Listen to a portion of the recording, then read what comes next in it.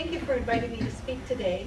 I found the earlier presentation on the relationship between libertarian principles and philosophy very interesting, and I hope I can make a useful contribution to the connection between free market principles and education. A phrase that often crops up in these discussions is school choice. It's in the title of my talk. Later on, I'll show you some more about what school choice is, but I'll start by showing you what it isn't.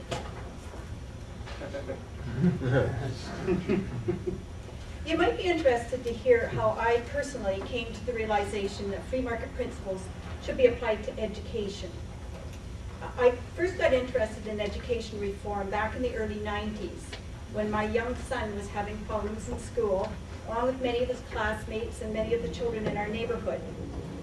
Back then there wasn't much in the way of testing, but what there was suggested that Ontario students were not learning enough. Virtually every test since then has found the same thing. Ontario's own provincial tests consistently show that almost half of Ontario students are not well enough prepared for the work of the next grade. And their problems don't go away. The percentage of Ontario adults who cannot read well enough to meet everyday needs, according to Statistics Canada, is more than 40%. So when I started trying to find out the source of these poor outcomes, I found out that public school teachers were using teaching methods that just don't work very well. Lots of hands-on learning, discovery activities, projects, group work, and so on. But the research was saying clearly, even then, that most kids learn much better with more structured teaching methods. Direct teaching, lots of drill and practice, spelling, grammar, phonics, all those good things. But when I drew this research to the attention of local educators, I was ignored. So then I started working with other like-minded people, and we formed an organization called the Organization for Quality Education. We all thought that what was needed was for the provincial government to step in and take action and do something and fix things, find a way to induce educators to introduce reforms like more testing and a better provincial curriculum and standardized report cards, mandatory school councils, all that sort of thing. It seemed obvious to us back then that this kind of forced accountability would shame educators into switching to better teaching methods. And then along came Mike Harris, who amazingly brought in all the things that our organization was asking for, and more besides. His government created a provincial testing body that administered annual tests and published the results. Because there hadn't been a standardized curriculum for many years, his government created one. They created the Ontario College of Teachers to protect the public against bad teachers. They brought in mandatory professional development for teachers. They extended the school year. They reformed the way the schools were funded, and on and on. Now, everything that the Harris government did was what I call a centralized reform, because they were all administered by the provincial government, and they all applied to every school in the province. Now, if the Harris government reforms had been the right approach to improving public education, we would have soon seen a spike in test scores. It's hard to be sure how effective the reforms were because the provincial and interprovincial testing is not reliable. And the international tests are not really designed to track improvements within jurisdictions. But my guess is there was a small improvement in Ontario in the late 90s, and then no improvement since, or possibly even a small deterioration that has taken us back to where we were in the early 90s. There's no way of being sure. However, for what it's worth, most teachers, from what I can gather, are still pretty much using the same flawed teaching methods that they were using in the early 90s. And anyway, the point is, the reforms brought in by the Harris government didn't bring about major improvement. And in fact, they didn't even last all that long. Most of them have already been undone by the Liberal government or else subverted by the education establishment over the last 4 or 5 years. So my fellow education reformers and I have been forced to go back to the drawing board to look for a more effective approach to education reform. We've done a lot of research looking at other educational jurisdictions around the world. In the end, we came to the conclusion that the fundamental problem, the root cause of schools' poor outcomes, is the government's monopoly over education. Now, I should explain that in Ontario, public education is technically a duopoly because there are fully funded Catholic schools as well as fully funded public schools, but there's so little difference between the public schools and the Catholic schools that it might as well be a monopoly. And there are, of course, a few other options in Ontario besides the public and Catholic schools. There are a few parents who can afford to send their children to private schools or teach them at home, but these parents represent only about 2% of the population, not a big threat to the monopoly. And some other parents are savvy enough to work the system. They get their kids into special programs like French immersion or gifted programs. But again, there are not enough of them to make much of a difference. Most parents have no choice but to send their children to the neighborhood school that has been assigned by their school board. To understand the implications of this fact, it is useful to compare East and West Germany between the years 1945 and 1989. Both started off at essentially the same economic level after World War II, which, thanks to Allied bombers, was literally ground level. In 1945, at the end of the war, the country of Germany was divided into two parts, with the eastern half being controlled by the communists and the western half enjoying a democratic government and a capitalist economy. And there was a big wall in between them. The East Germans literally could not travel into West Germany and vice versa. The differences between the two countries became more and more pronounced during the 44 years that the division existed. West Germany quickly developed a booming economy and great prosperity, while East Germany remained poor, dirty, and stagnant. It's quite interesting to compare East and West German cars as a kind of a metaphor for the differences between the two economies. During the communist era in East Germany, virtually the only car available to East Germans was a car called a Trabant, which was built by a government-run monopoly. The Trabant was a car so dirty and dangerous, it achieved cult status before disappearing from East German roads soon after the wall came down. Trabants were powered by an anemic and smoky two-stroke engine, and its body was made out of pressed cardboard. Even so, East Germans were considered lucky if they could get their hands on a Trabant. When I was in Germany last year, my husband and I managed to track down a Trabant, which was still being driven by an elderly gentleman for short distances in a small village. So when our German friends told him we were interested in looking at his Trabant, the elderly gentleman laughed and offered it to us. I tapped the body and it sounded very hollow. Here's a picture of our German friend standing beside the man's Trabant.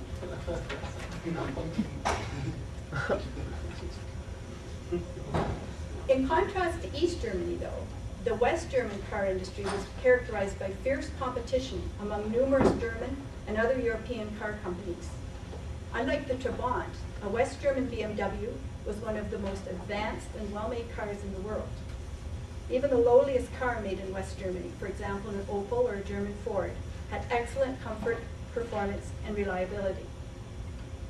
Ontario's government-run school system is the educational equivalent of the East German car industry. It's a funny thing. Most people understand that competition is a good thing when it comes to businesses, even when it comes to quasi-governmental institutions like the post office or the LCBO. Everyone knows that monopolies are unresponsive and inefficient, expensive. And we like the competition among grocery stores and car dealerships and dentists and manufacturers and so forth, because it means we get excellent service in these sectors. I get far better service from my cat than I could get from my mother when she got sick. The difference is that human beings have to get their health care from a government monopoly, but animal owners are lucky enough to be able to choose among competing veterinarians. So everyone realizes that the private sector provides much better service. But for some reason, most people think that even though it's bad to have a monopoly if you're providing groceries or banking services, it's okay to have a monopoly if you're providing education services. This cartoon illustrates this point. Now I have to admit this is an American cartoon. And in America they have a competitive marketplace in medicine as well, which we don't have in Ontario. Yeah. But everything else, we have a competitive marketplace for food, for clothing, for shelter, and for transportation. We get excellent service. Not so in medicine and education. But there isn't really any reason to think that the education sector is exempt from the forces that apply to other sectors of the economy. An education monopoly behaves just like any other monopoly. In an education monopoly, public schools have a guaranteed stream of students and the funding that they generate. It doesn't matter if a school is doing a good job or a poor job. All schools receive the same amount of funding, regardless of their level of service. Even schools that are doing a horrible job can and do continue to let their students down indefinitely. They can do this because they have a monopoly. But things change dramatically when competition is introduced to the education sector. Other countries, like the Netherlands and Sweden, have more competition than Ontario, and their student achievement is better. And even within Canada, there are differences. Back in the late 80s, and then again in the mid-90s, the province of Alberta introduced legislation designed to increase the amount of education competition in the province.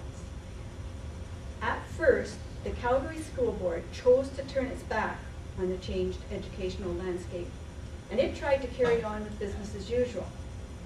As a result, Calgary parents started withdrawing their children from the public schools and sending them to the various alternatives that had now become available. In spite of the fact that the city of Calgary was growing, the Calgary School Board began to hemorrhage students, and it was forced to close one school after another. Finally, things got so bad that the Calgary School Board did a complete about-face and introduced dramatic improvements, creating new schools to compete with the rival schools. Not surprisingly, many of its newly created schools resembled the competition. For example, to compete with a rival all-girls school, the Calgary Public Board started up an all-girls school of its own. The board also started a special science school, similar to one that was siphoning off a lot of its students, and fully 5 schools that used the very popular traditional approach used at the competing Foundations for the Future Charter Academy. This cartoon shows why the Calgary Board has been forced to open 5 traditional schools and not 5 schools of self-esteem studies. These days, no surprise, the Calgary Board is boasting that its enrollment is climbing. In Alberta, the school board's monopoly was diminished by the introduction of competing schools. The power of competition is so obvious that we actually use the word competitive to mean better or superior, as in our hotel is proud to offer a competitive service. Competition forces people to do better, and the more competition there is, the more they improve. In education circles, competition is known as school choice. Now, let's take a look at how the principle that competition produces better results works in the Canadian education system. I'm going to be showing a series of graphs that show how the provinces compare in terms of student achievement. There have been a number of tests over the years. Different tests, testing different age groups, various aspects, different subjects. So I've simplified a bit and tried to pick a representative sample of these tests, but it doesn't really matter which ones I chose because the same pattern emerges no matter what test you use. I've arranged them in chronological order. Here's the first one. The Second International Science Study. It was released in 1983. And it tested how much science 10-year-olds knew. As we go through these graphs, please keep your eye on Alberta. 1990, math, 13-year-olds. This looked at science, 13-year-olds in 1992. 1994, reading, 13-year-olds, Alberta's second. This was math, 13-year-olds, 1995, Alberta's second. Alberta's in first place, 1996. Science, 13-year-olds. 1997, math, 13-year-olds, Alberta's second. Reading, 15-year-olds, Alberta's first. This is math, 13-year-olds, Alberta's second. In year 2000, science, 16-year-olds, Alberta's first. From here on, I think Alberta's always first. Math, 15-year-olds. And this is looking at adults' prose literacy. So why do Alberta students do so well? There's no reason to believe they're smarter than students in the rest of Canada. So something else must be going on. Let me just mention that money is not the answer, though. Many people think that education problems can be solved by spending more money, but in fact, there appears to be little or no correlation between spending and education achievement. Actually, Alberta spends less per student than Ontario does. I mentioned earlier that Alberta introduced major school choice legislation in the late 80s and further legislation in the mid-90s. As my graph showed, by 1990, Alberta students were already doing pretty well, at least comfortably above average. As time went on, they tended to do better and better until by around the year 2000, they almost always won. And after that, they always won. Now what my graphs can't capture, because they show only who was first and second and third and so on, is how big a lead Alberta came to have. By the time the last test results were released, Alberta was way out ahead, with a huge gap between Alberta students and the next province. The most striking difference between Alberta and the rest of the provinces, and the leading candidate to explain the differences in student achievement, is that Alberta has the most competition among schools in Canada. For one thing, parents can send their children to any public school in the province. And in Calgary and Edmonton, there are lots of exciting public school choices, like religious schools, back to basic schools, bilingual schools in a variety of languages, Cree, Ukrainian, German, Mandarin, Spanish, French, of course, French. A hockey school, an all-girls school, science schools, a professional dance school, school with a focus on Canadian studies, many, many more. And as well, Alberta pays part of the cost when parents choose to send their children to private schools, and it also pays part of the cost if they choose to homeschool. And Alberta is also the only province with charter schools. Charter schools are public schools that don't charge tuition and are open to all comers, but they're different from conventional public schools in that they don't have to operate under the supervision of the school board. They're sponsored by a different agency, perhaps a university or a hospital, or maybe even a group of individuals. So charter schools are able to specialize, and they're free of much of the red tape that ties up conventional schools. For example, charter schools are not bound by spending and staffing formulas, so they can spend their money more efficiently than public schools. Typically, charter schools carve out a particular niche for themselves, offering one or more specialties. For example, providing special courses for learning disabled students or dropouts, or maybe using the Montessori or Suzuki approach, or offering programs in English as a second language. Most people, when they think of public schools, think of standardized neighborhood schools that are just like all the other neighborhood schools. But schools don't have to be all the same. Can you put up your hand if you went to a public school that was different, or to any school that was different from the white bread type of school, maybe a private school? Or, oh, quite a few of you. Would any of you be willing to tell a little bit about your school? Sure. I went to a private Catholic school in East Lansing, Michigan. And I guess I don't know if anyone is very familiar with East Lansing, but the public school system there is really good also. But there's 7 private Catholic schools in the Lansing area, and there's a feeder high school, and I went to the Catholic high school as well. And we outscored every single city in the area in our test scores. And there's a test called the MEET, which is like basically a high school equivalency test. And there's a budget surplus, and the then Governor John Engler gave scholarships for $2,500 for people who scored in certain areas of this MEET test. And so our school had never taken this because it's a public test, and we don't follow any public education things. And we never studied for it at all, and our school destroyed every single school. And that's all they teach for is this test in the public schools. So I definitely am a big fan of private schools. And in the U.S. too, I'm not sure how it is in Canada, but I think the universities here are optional. You can go where you want, but we basically have school choice, and it's colleges. But for some reason, people in America can't make that correlation between elementary, secondary schools as opposed to colleges. So big fan of private schools. And what's up with Newfoundland here? How come they're at the bottom every time? There's a lot I actually was an exchange student in France, and I went to a public school that was set up just for students who are gifted with music. And it was in conjunction with a regular stream of school. So half my classes would be at this one school, and half my classes would be at the other school, and they were within walking distance of each other. And I could miss my regular classes at school if I needed to go to my music classes or performances and things like that.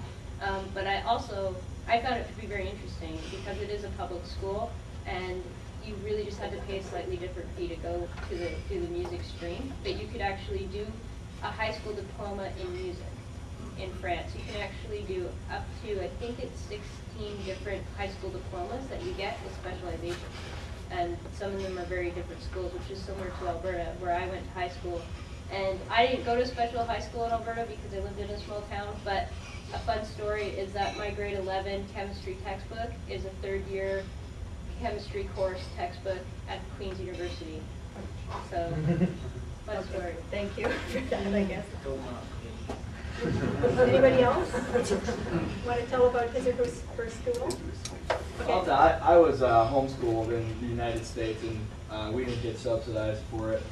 Maybe unfortunately, I don't know. But in Michigan, it's very big. There's a lot of homeschoolers, and there's a very robust homeschool community. We have basketball teams, soccer teams, baseball teams. We have groups of parents get together, and a parent who has more expertise in math will teach a math class once a week. And I was able to do that, and I loved it. I mean, I just had independence, control over my, curriculum, and the common objection, there's, first, how can we be sure these homeschoolers are getting enough education? Well, they routinely just destroy all public and private school students on any test that they take. They just usually don't take tests, but when they do, public schools don't like it.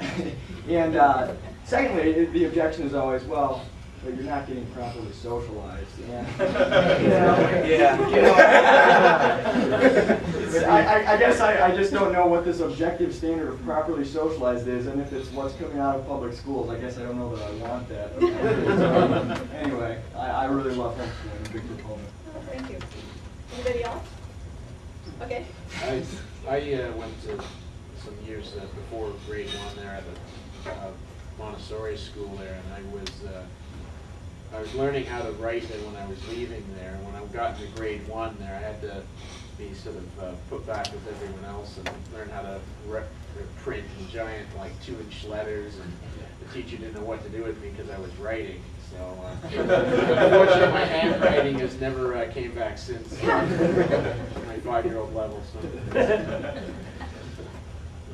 Okay. My parents were someone who worked the system too. I actually was in both an immersion school and a gifted program during my grade school years. So I also went to a preschool, I can't remember what it was called, but it was like a sort of private preschool thing.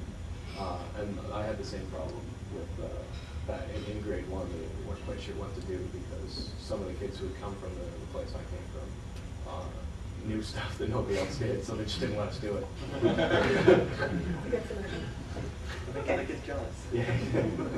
We can't have that. Well, thank you for that. It goes to show that there are all kinds of possibilities when it comes to schools. Now I'm going to show you some short video clips of 3 Calgary charter schools, and they provide a bit of the flavor of the schools and show you some of the variety. And I hope they give you an idea of some of the things that become possible when you start to think outside the box. The first school is the Foundations for the Future Charter Academy. It's a very popular traditional school in Calgary. It has a waiting list of something like 7,000 students. The children at the school get very good academic results. Listen to what this grade 2 teacher has to say.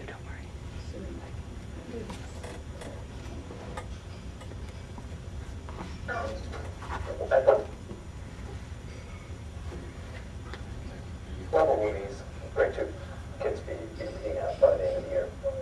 Well, with the use of our phonograms, which is how we learn the words, we've been able to achieve at levels about 3 months after a grade 3 year.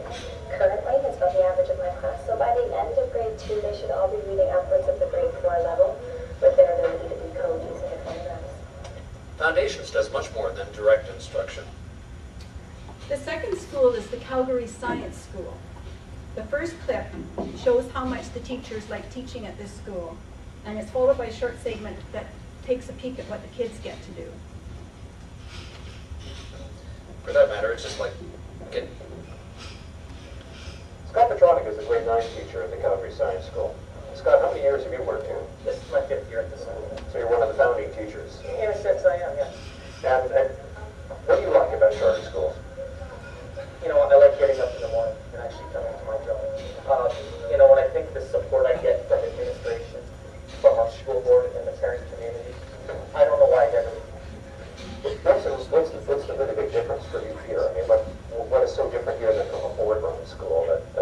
keeps you happy. You know, I think the support I get for risk-taking, in that I'm able to try new things, and I'm given, you know, wide, diverse group of resources in order to try things in my classroom that I wouldn't traditionally get within the regular public system. Are you allowed to go catch crops here too? A lush environment. And here's something the kids do. So what this robot is doing is it's using two light sensors to detect when the page goes dark. That would be the one. And when it does, it turns on one of the motors and turns the other off, so that it causes the robot to shift. Every charter school has its own board and its own superintendent. The next clip shows how much further the school's money goes.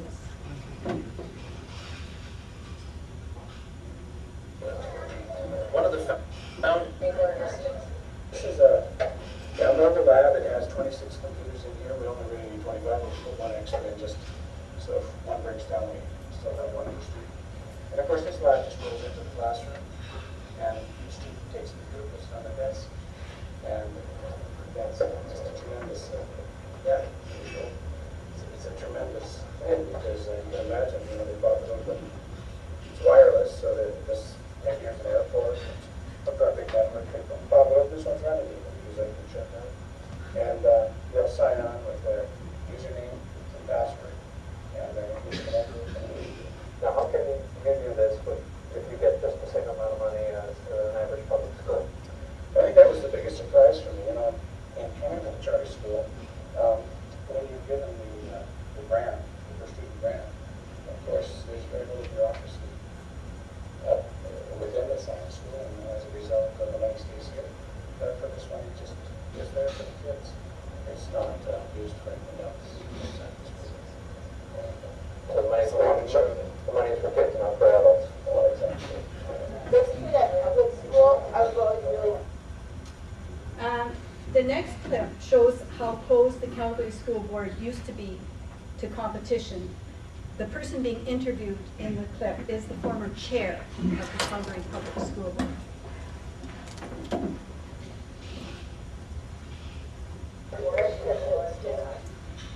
Calgary now has 6 charter schools, and since those schools have come online, the Calgary Board of Education has offered a number of alternatives. I mean, we've seen the traditional learning school, the Girls Academy, Spanish Academy, Montessori School, visual arts.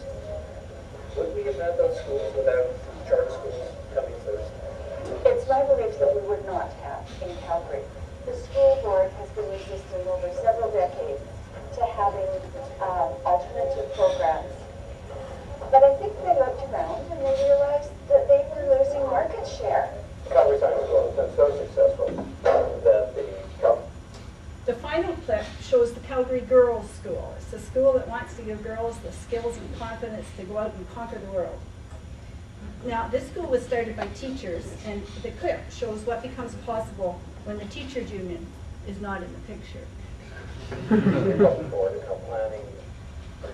One of the largest freedoms I think we have as a charter public school has to do with our ability to step outside some of the guidelines and some of the policies, personalities, and procedures associated with working in a unionized environment.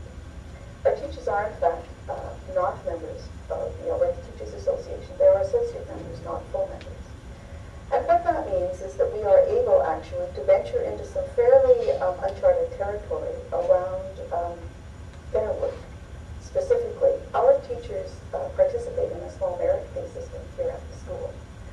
And it's somewhat entangled, if you will, with another piece of innovation.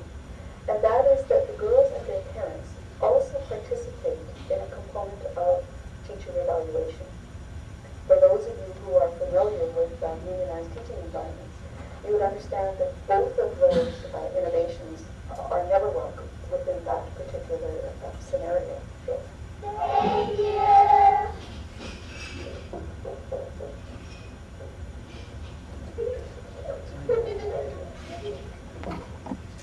Okay. So, there are are many exciting and appealing schools in Alberta and a lot of happy teachers and students. And of course, Alberta students tend to do really well on tests of student achievement. It seems likely that Alberta's competitive education system has created a tide that lifts all boats. In other words, the competition has forced the conventional public schools to improve their service. Now, you may have noticed on these graphs that Quebec and BC tend to be around the top after Alberta. Look, it's very often the case. Alberta, BC, Quebec. I hope it doesn't come as a surprise to you at this point when I tell you that BC and Quebec don't have as much school choice as Alberta, but they have the next most school choice in Canada. And the question about Newfoundland, go back. See that all the Atlantic provinces tend to cluster near the bottom. The Atlantic provinces have the least amount of school choice in Canada. In other words, the more school choice there is, the better the student achievement. I want to make the point, though, that even in Alberta, there are still severe limitations and restrictions on the extent of school choice. Alberta has by no means a wide open market for schools. In fact, no wide open market for schools exists anywhere in the world today. However, there have been some in the past. Most notable was ancient Athens.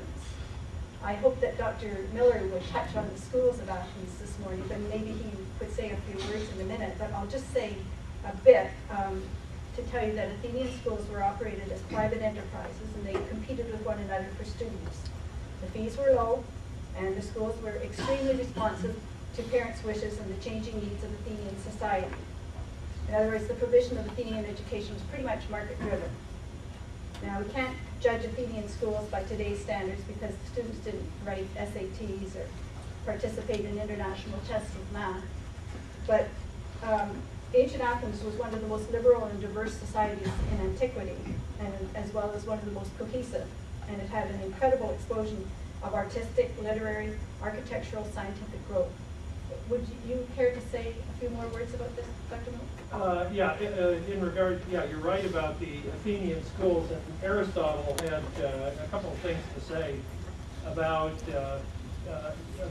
public education. As I mentioned, his own view in the politics, he advocated this public monopoly on education, and he used Sparta as an example of what he thought was an exemplar of a city that had a public system of education where everybody was educated the same. But it's interesting, later on, when Aristotle wrote the Nicomachean Ethics, which may have been after he lived in Athens for a while, he changes his tune, and then he, when he's talking about education, he says, well, there may be some advantages to private education. And one of the big ones is that education can be adapted to the needs of each of these students.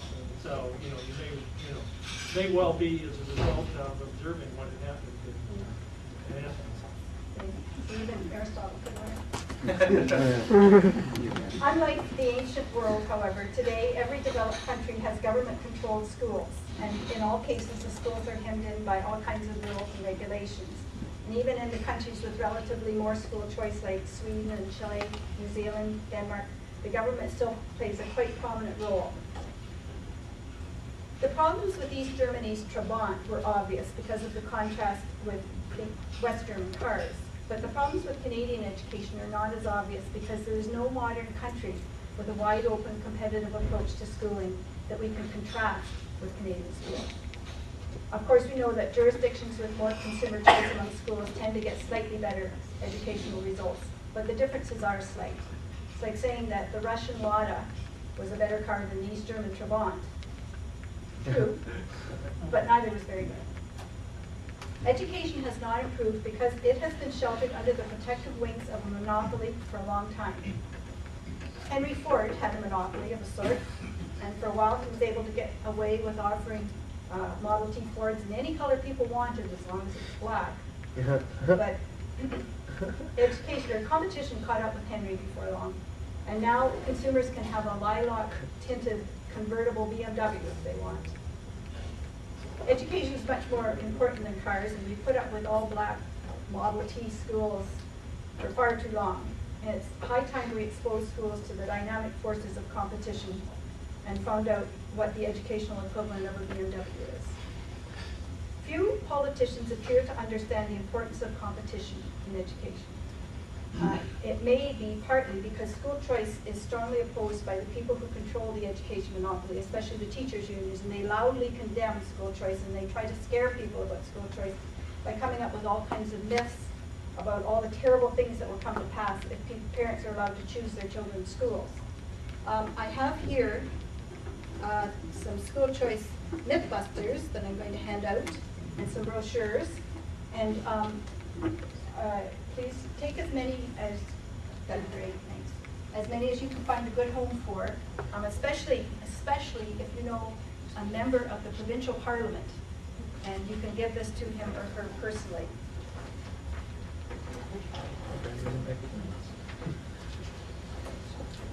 And now I think it's time to move into the seminar.